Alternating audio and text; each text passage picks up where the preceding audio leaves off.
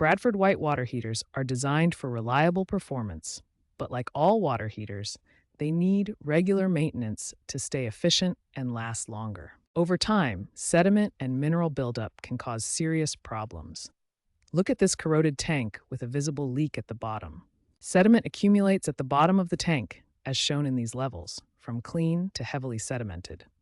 This buildup reduces efficiency and can lead to corrosion. Hard water minerals, like calcium and magnesium, deposit on heating elements, forming scale that insulates the element and forces the heater to work harder. In this cutaway view, you can see how sediment builds up inside the tank, affecting the heating process and potentially causing leaks or reduced hot water capacity.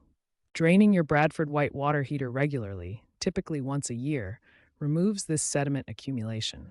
This prevents corrosion, improves efficiency, extends the heater's lifespan, and maintains better water quality for your home.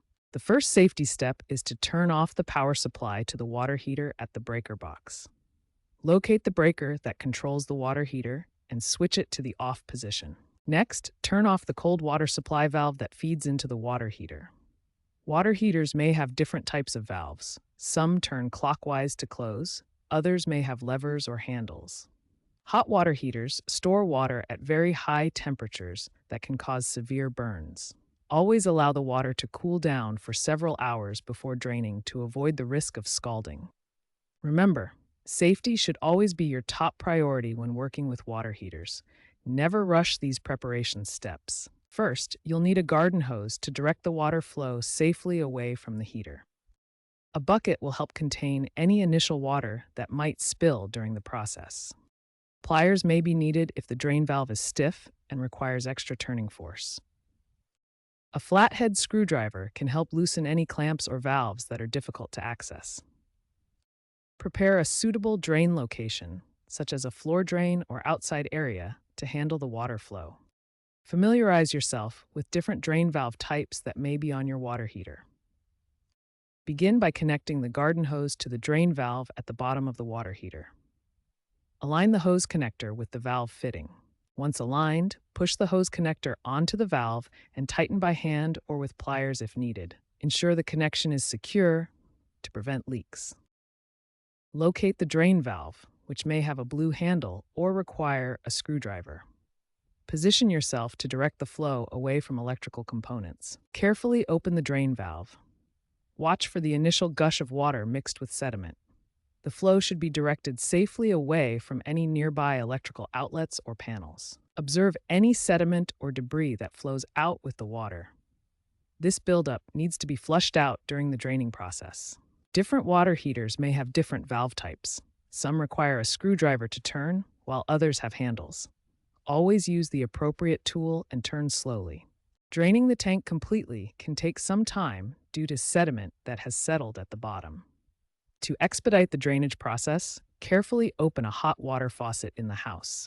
This allows air to enter the tank, creating pressure that helps push out the water more efficiently. Notice how the flow improves with the faucet open, allowing the tank to drain more quickly compared to draining without air intake.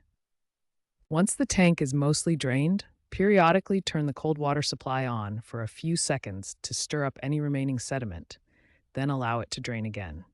Repeat this process several times until the water runs clear. This flushing action helps dislodge built-up sediment and mineral deposits from the tank interior. Continue the cycle of brief water inflow and draining until you see clear water flowing out, indicating the tank is thoroughly flushed. The contrast between sediment-filled and clear water shows when cleaning is complete. After flushing is complete, securely close the drain valve to prevent any further water leakage. Next, carefully disconnect the hose from the drain valve to complete the drainage process. Slowly turn the cold water supply valve back on to begin refilling the tank.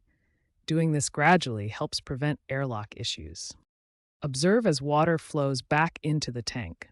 The slow refill ensures air is properly displaced and prevents airlock problems that could affect the heater's operation. Open a hot water faucet in the house to bleed any trapped air from the system. Let the water run until it flows smoothly and consistently.